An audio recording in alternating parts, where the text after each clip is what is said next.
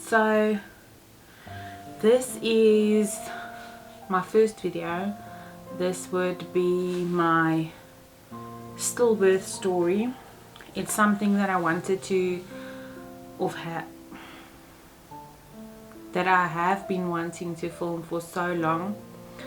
We've just never quite got to it, mainly because I was scared what people would think if they saw it, especially people that know me. But I think it's something that could help somebody. So please bear with me through my story, and at the end I would like to give my advice as a stillbirth mother to other mothers.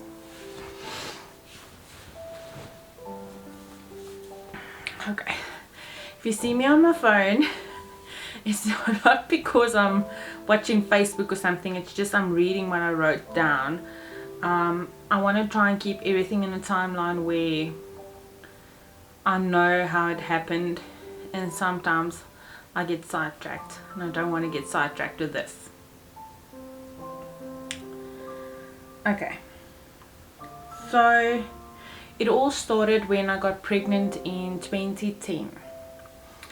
I was young, didn't know much. I've never heard bad stories about people giving birth in state facilities in South Africa and all of that, although I've heard how badly they've been treated for other stuff.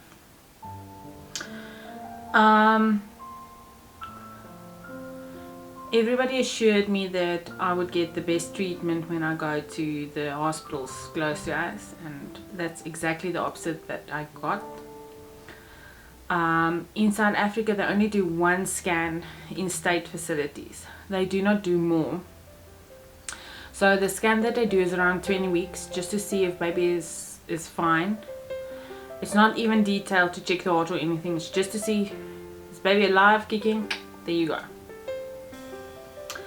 On my scan, everything was great.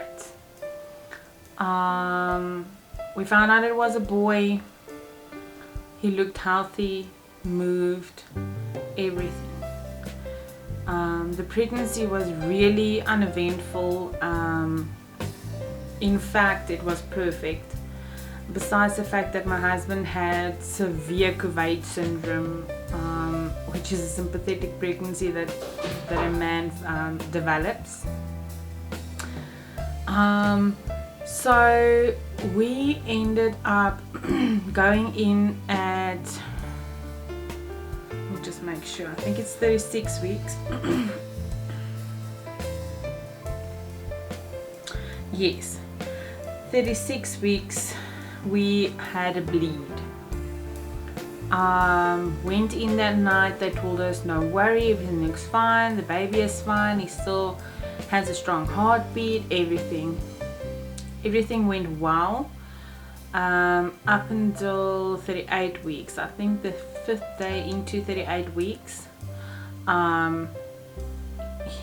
it felt like he dropped, well, not dropped, he felt lifeless. I waited for my husband to come from work, and we went into hospital that evening. However, I knew something was wrong. I just knew something was not right. I guess you feel it. It's a mother's intuition. You just know.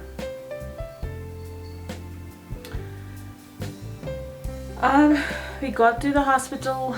They did they tried to find his heartbeat with the machine. They couldn't. They brought in another machine. They couldn't find the heartbeat either. They told me I had contractions, and they brought in the fetal Doppler, and they didn't find the heartbeat either. The nurses proceeded to tell us that they're not experienced enough with the Doppler, so that might be why. And they referred us to another hospital close by. They loaded me in a van, told my husband to drive behind the van. It was a drive from hell. I didn't know what was going on. Nobody was telling me what was going on. At that point, I guess I knew that something was wrong. they couldn't help me. They're sending me to another hospital. Something must be wrong.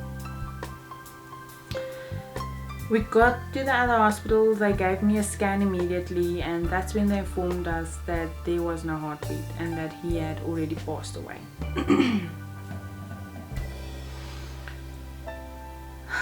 I vaguely remember turning to my husband and saying, please tell me we can have more children. I don't know why I asked him that, and he just said, if this is gonna happen again, no, we're not. And my heart sank into my shoes.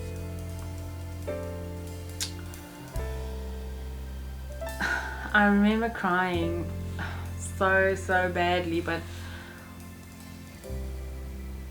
it was just a fuzz. It's just I couldn't process anything from there on, because everything that happened after that technician told us that he had passed was just a horror story. They wanted my husband to leave and go home and come back the next day, but I begged him to stay. I didn't want to be alone going through this, just lying there, and I didn't know what to expect. It was my first child. I just didn't want to be alone. He ended up sitting in the corridors, just waiting, coming in whenever they would let him come in, which would be like for 5 minutes every hour or two. And it's such a I can't even explain to you guys that in South Africa, when you give birth, you're in a hall with about 15 other women, and there's no curtain separating each other. It's just, you're just there and open for everybody to see what's going on and what's happening, and it's horrible. And this is just a state facilities. I just want to emphasize that this is not the private facilities. Private facilities is amazing. My daughter was born after my son in a private hospital in South Africa, and it was the most amazing experience ever.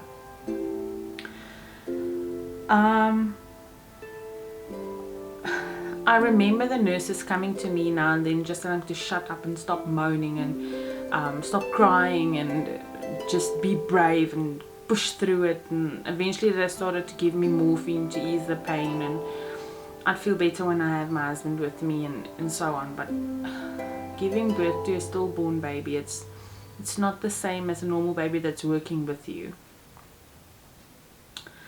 I remember them not explaining to me what a stillborn would be. I knew obviously the baby would be, you know, not alive, but they never explained to me that I would tear worse than a normal birth. They never told me then that I wouldn't be able to hold my son or cuddle him for even 5 minutes. They never explained to me. But later that evening, they brought in students with a gynecologist, and he was explaining to them all of these things which I hadn't been explained to. And I remember thinking to myself, how can you explain it to them, but you couldn't even explain it to me? What did I do to deserve this? And it was horrible. I mean, for me, I just wanted to get up and run. It felt like a bad dream. That morning of the 30th of March 2011, they moved me to a private room or back room with my husband, where I eventually gave birth. My husband could be with me then, and I remember them just changing shifts, and the night staff never explained to the day staff why I was in a separate room. They never read my file, I assume. And when the lady stepped in, she just went, "Don't worry, your baby will be crying soon, hun. It's almost over."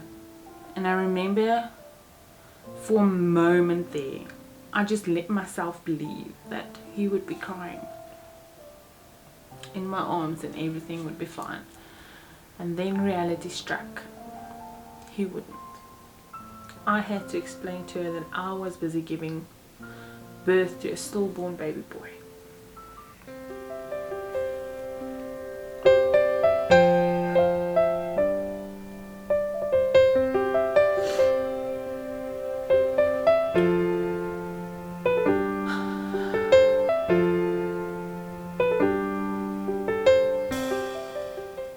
AJ was born 15 minutes after 10 that morning, sleeping with his cord around his neck. If that was the cause, I'll never know. They never explained.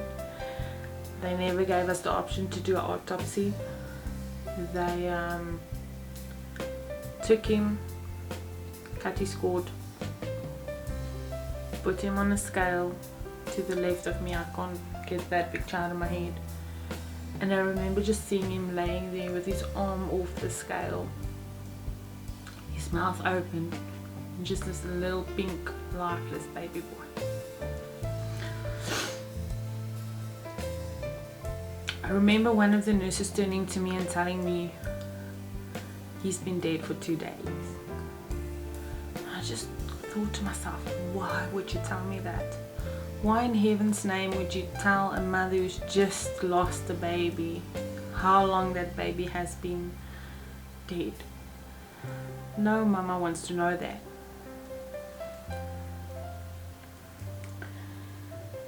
They assisted me in the delivery of the placenta and proceeded to stitch me up without any local anesthetic.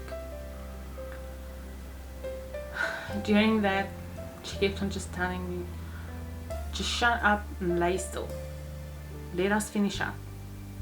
As if what I've been through hasn't been enough. I had to bear with people that really honestly didn't have any respect for me. They moved me to the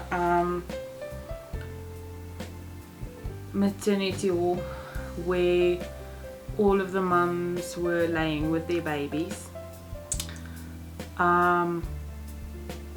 I was put in a corner. Still, there's no curtain separating everybody, so I could physically see all of the mothers with their babies breastfeeding and changing nappies and everything, and that broke me. That literally broke me. Seeing other mothers take care of their newborns and mine was just taken away. I didn't even have a second to hold him. I never got to say goodbye. He was just taken away. I remember the lady across me had nothing. I just gave my whole baby back to her, because the baby just had a towel wrapped around her and a cloth makeshift nappy. And I remember thinking and asking myself, God, why me?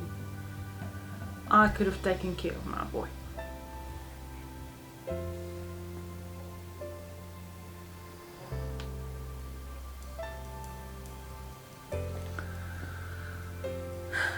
And then I remembered, God has a plan. Over the next 2 days, they did not treat me very well. Besides that, there was no proper hygienic facilities in the sense of bathrooms or showers or anything. Everything was clogged up. Everything was bloody.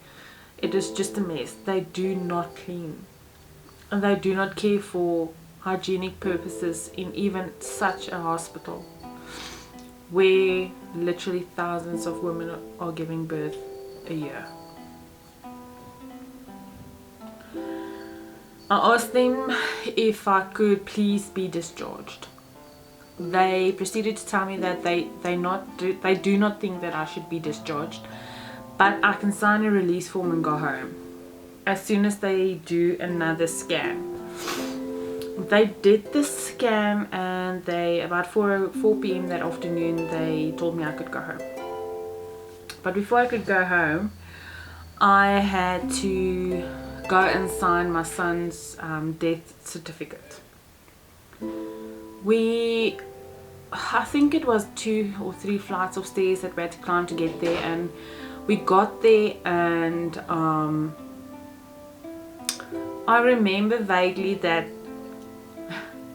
they wrote on that death certificate female, and I just lost it. I literally lost it. I grabbed my phone and I showed them the picture that my husband took, and I said, can you see this is a male baby? And he took the death certificate, the officer, he scratched out female and wrote above it male. And I just remember thinking to myself, so my son is not even worth printing a new document. He's not even worth that to you guys. We signed it, and we signed some other paperwork, I'm assuming for the release. And I got home, phoned my general practitioner. I could get in with her the next day, and she started me on antibiotics, and everything turned out really well. I really honestly healed. Physically, I healed so great, but emotionally, I don't think I ever did. I don't think you ever do. Still cry with his birthdays, still go through all the emotions every year, and it's been 9 years already. But honestly, I thank God that I made it out of that hospital, because I believe if I stayed longer I wouldn't know. I'm just reading what I wrote. After we got home, I think a few days passed, and we got my father and my husband went to the funeral home.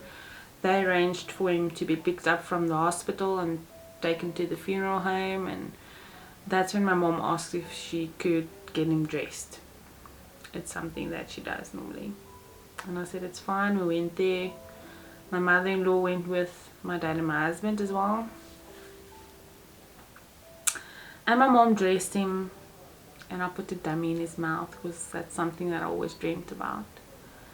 And he looked like a sleeping baby boy. Pink cheeks, black hair, long eyelashes. He was just the most beautiful thing. And the day of the funeral, my dad asked me, could we please go and see him again? I was like, fine, thinking it would still look the same, and unfortunately it did not. I wish I didn't go that day. I wish I did not see him that day, but I did, and it broke my heart.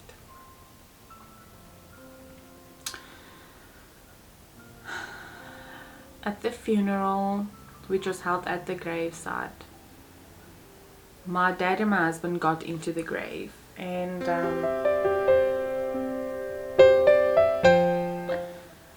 they had to put the casket in the grave.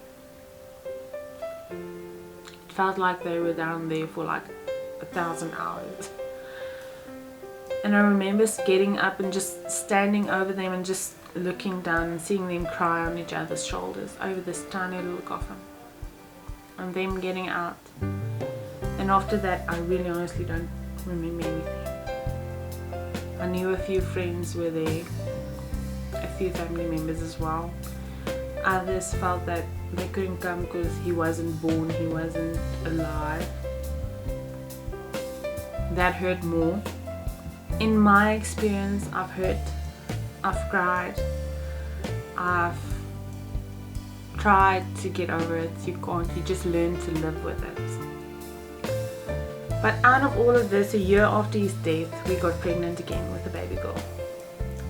She now is 7 already. She is a handful and a busybody, and probably her brother's apple of his eye. I'm sure he looks out of heaven and thinks of her the world. We have unfortunately this year lost twin babies as well. I plan on making another video about that as soon as I'm ready. I would like to thank you for watching this far. If you got this far, leave me a little purple heart in the comments if they turned on, and let me know if you'd like any more videos from me. I would like to do TTC, as we are currently trying to conceive again, and little life vlogs if possible. But let me know. Please like and subscribe to my channel, and see you all again.